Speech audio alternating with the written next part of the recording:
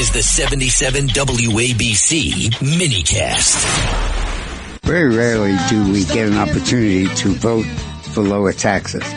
And particularly now with Mandami threatening to raise taxes incredibly, and with Hochul going along supinely, the opportunity presents itself in Connecticut, where Betsy McCaughey is running for governor against Hochul.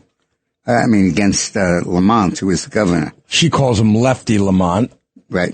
So anyway, today, Betsy McCoy, a resident of Connecticut, is suing New York Governor Kathy Hochul and a New York State agency, the Department of Environmental Conservation, for violating the Interstate Commerce Clause of the U.S. Constitution by blocking the approval and construction of the Constitution pipeline. The lawsuit is filed in a district court for Southern District of New York.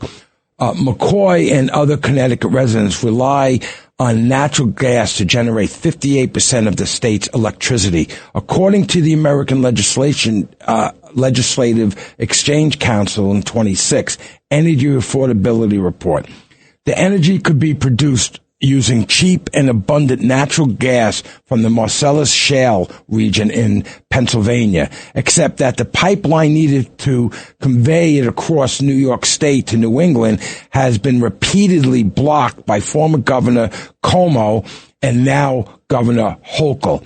Laura Sweat, chairman of the Federal Energy Regulatory Commission, testified to Congress on February 2nd that blocking the pipeline is causing New England consumers to pay as much as 300% higher rates for natural gas imported from countries such as Canada and Nicaragua. Previous litigation brought by the Williams Corporation, which has proposed a pipeline, challenged the state's use of Clean Water Act, Section 401, arguing that it should not trump the decision of FERC, which has approved the pipeline as long as 2014. This lawsuit filed today challenges, this is Betsy, this lawsuit filed today challenges New York State's obstruction on a stronger legal basis, the Interstate Commerce Clause. Blocking this pipeline from conveying natural gas from Marcellus Shale in Pennsylvania to consumers in Connecticut is like closing off I-95, telling trucks they cannot traverse New York to bring goods from New Jersey to Connecticut. A clear violation of Interstate Commerce Clause, just the type of state-based obstruction framers intended to prohibit with the U.S. Constitution. Government Lefty Lamont, doesn't have the guts to sue Hochul, a fellow Democrat. I'm putting the people of Connecticut first, and I'm not waiting until I'm governor. That's great, Betsy. People need help with their electric bill, and that's what Betsy says. So we have her on the phone. Hi, Betsy. That's a gutsy It's very thing good to do. join you, and I'm glad we can discuss this lawsuit because it offers Connecticut residents and businesses real hope for the future.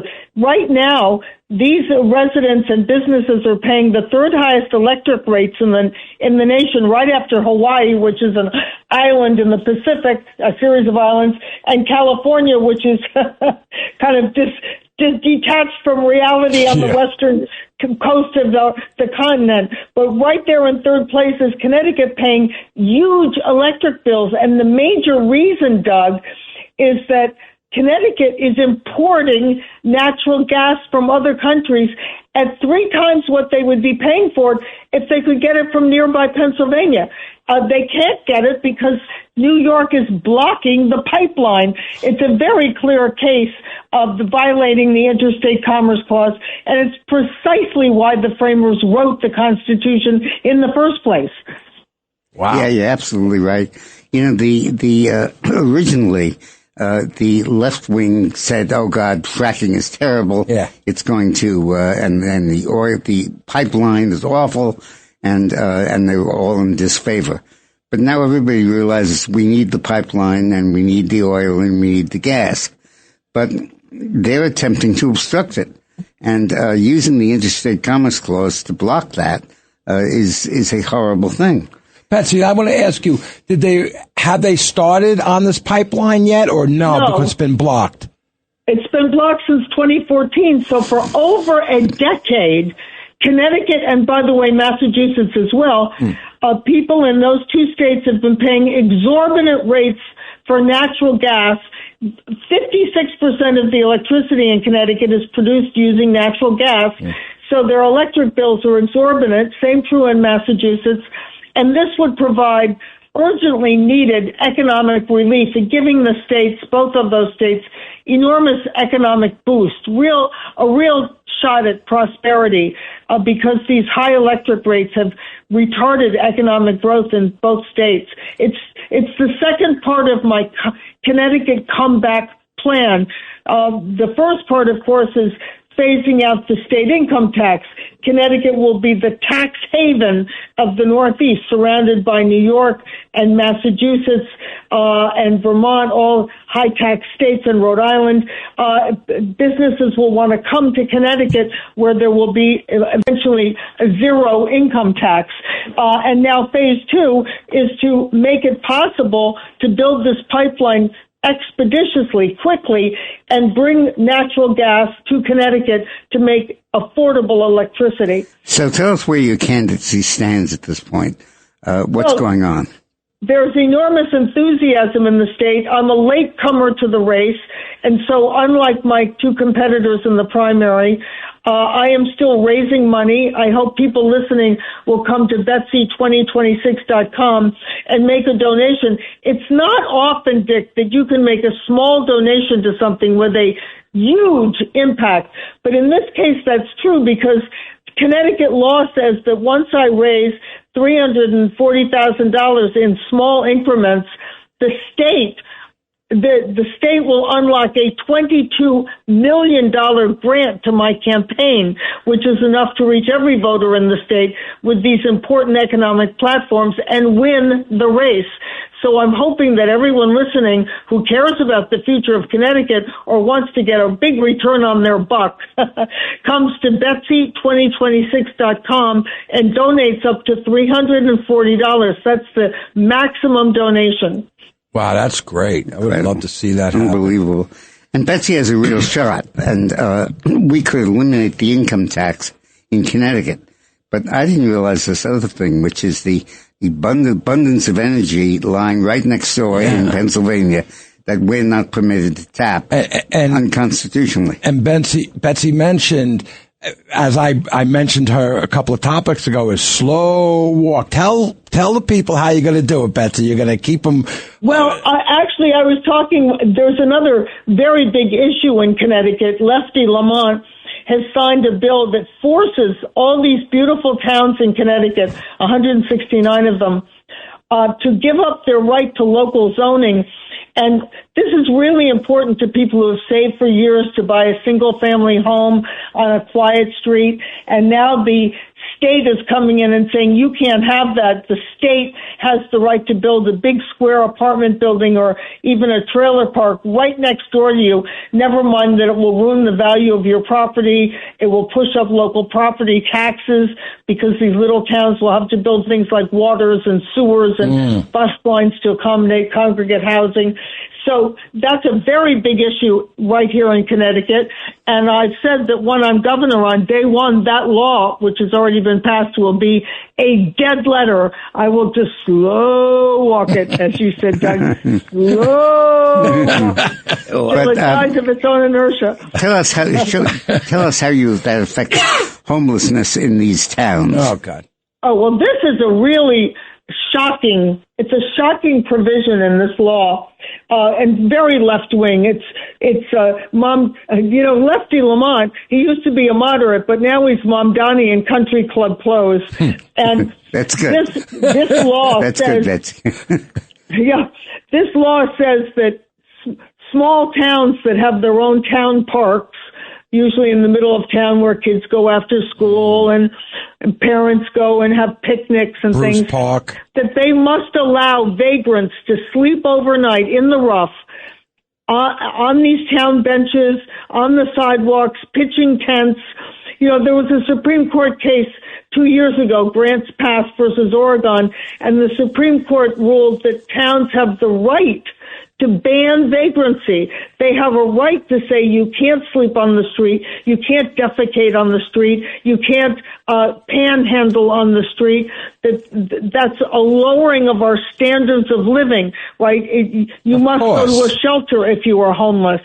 So, but Connecticut is trying exactly what Oregon tried unsuccessfully to do, and that is to force these towns to accommodate that way of life, to make it okay to be a vagrant, to live in the rough. And it's very dangerous because, as I've pointed out before, the Cicero Institute data shows that in Connecticut, at least in Rhode Island, 41% of people who are choosing to live in the rough, living on the street, are registered sex offenders. No. So, yes.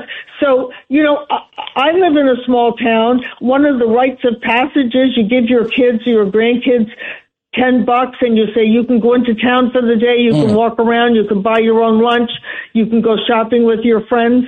Well, you can't do that if there are vagrants living in tents in these little parks because they pose a real danger. In fact, didn't you tell me that they made park benches illegal where you can't put a divider in the park bench? That's right. So they could sleep on them. Yeah. Unbelievable. Yes. The law calls benches with a divider hostile architecture. Hostile architecture. And the law specifically outlaws any park bench that has armrests or a divider because it makes it too hard to sleep overnight. It's unbelievable to believe that could do. And also, how about the showers they want to have at these parks? Did you talk about that yet? Oh, good. I'm glad you raised that one, Doug.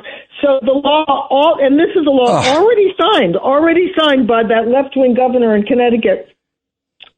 This law sets up mobile flatbed trucks with showers and laundry facilities that will pull up to your little town park and accommodate the vagrants. They can go take a shower and wash their clothes and then go back to living in the rough in your town park. So this is the state government using taxpayer money to facilitate a lifestyle that is dangerous to these small towns.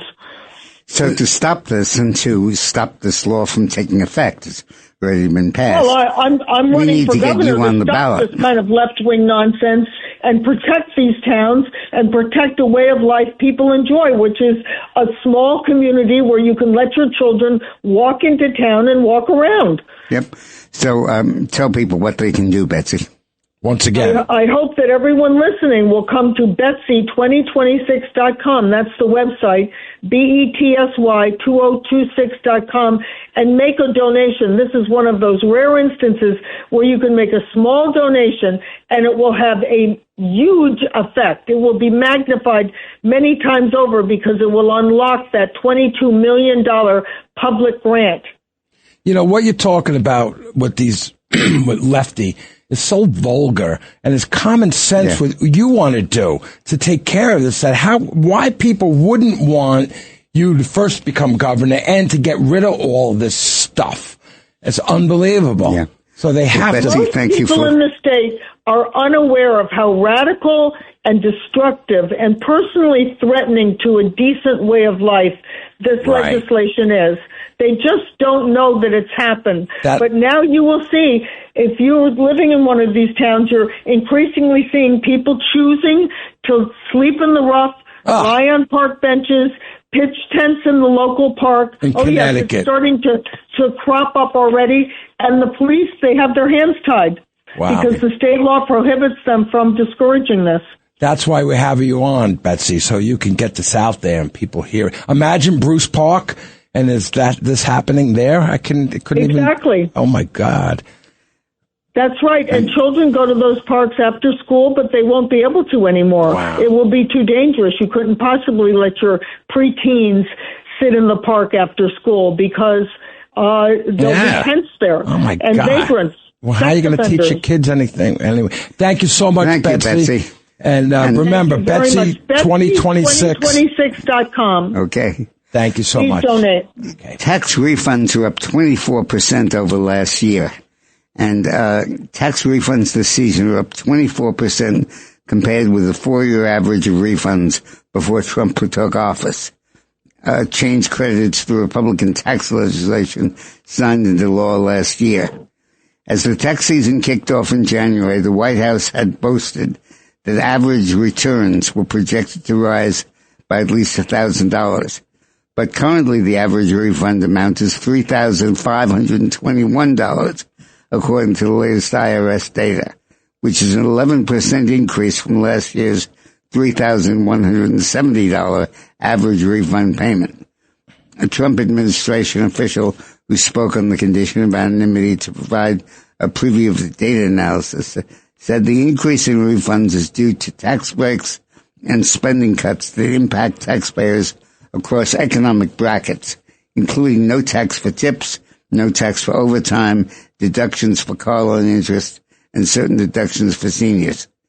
The official declined to specify which tax deduction had provided the greatest savings, and the analysis was based on the daily Treasury statements over the 21 to 26 period. Asked whether the Trump administration is concerned that any potential economic benefit from higher tax refunds could be offset by higher gas prices brought on by the war in Iran and the disruptions in the Straits of Hormuz, the official said money is going into people's pockets through increasing refunds. So basically, as Betsy would say, axe the tax. Yeah. Just remember that when you think about your taxes, Betsy McCaughey, axe the tax. Remember, Betsy2026.com. We got to take a break, and we come back when we talk about other stuff, right, Dick? Good.